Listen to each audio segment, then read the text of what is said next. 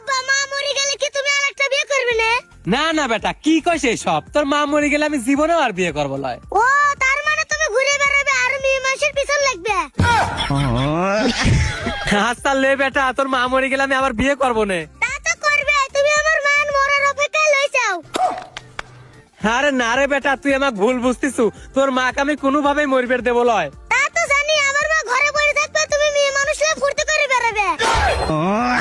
কি যে কইস রে বেটা তুই, আমি মেয়ে মানুষ নিয়ে বাইরে ফুর্তি করবে যাবো কে? তার মানে ঘরে এনে ফুর্তি করবে। আরে মুসিবতে পড়লাম তুই ছাও লেখলি, আমি ঘরে আইনে ফুর্তি করবে যাবো কি জন্যে? তাহলে ওই মেয়ের ঘরে না ফুর্তি করবে। আরো বললাম না বুঝিয়ে। এটা স্যার আমি মনে করি বুঝি না, পাশের বাড়ির রঙেলা ভাবি তাই না? আরে বেটা কি দি তুই কি কইস? ও তো আমার বয়সে মেলা বড়। ও তার মানে তোমার বয়সও জানা হয়ে গেছে। আরে আমি করতেন বয়স জানবে চাইছি রে, ও তো নিজে এসে আমাকে ওর বয়স কইছে। কবে কইছে? তুমি মনে করি এই স্যারের বাড়িতে গেছিলে তাই না? আরে না, ওখানে বাড়ি ওয়াইফাই পাচ্ছিল লয়, আর ভাই তো থাকে বিদেশ, এই জন্য একটু ডাকছিল। ও রঙেলার স্বামী থেকে বিদেশে, এই জন্য তুমি রঙেলা কাজ যাও তাই না?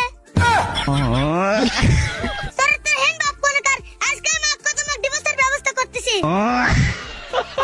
তুই কি পাগল নাকি বেটা? কত ডিভোর্স কে আর একদিনে হয়? ডিভোর্স হতে তা না হলে 3 মাস সময় লাগে। সে খবরে তোমার লা হয়ে গেছে, তাহলে তুমি বাদ লাগলা কি? তুই এনতেন যা তো বেটা, যা, এত পেশাল পারিস না। আমি এখন হ্যান্ড থেকে চলে যাই, আর তুমি রঙেলা ভাবি সে টুমটুম কেদাও করবে না? বেটা তোর যাওয়া লাগবে না, আমি চলে যাচ্ছি। তোর এই প্রশ্ন করার অশান্তি আমার আর ভাল লাগতেছে না।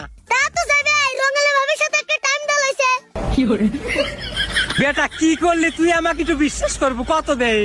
তোমাকে আমি বিশ্বাস করবো কিভাবে? তুমি তো ছাদের মান নাম্বার ছেলে। হে বেটা, তোর পায়ে ধরে তুই একটু থাম তো, তুই আমার মান ইজ্জত খায়া দিস নে।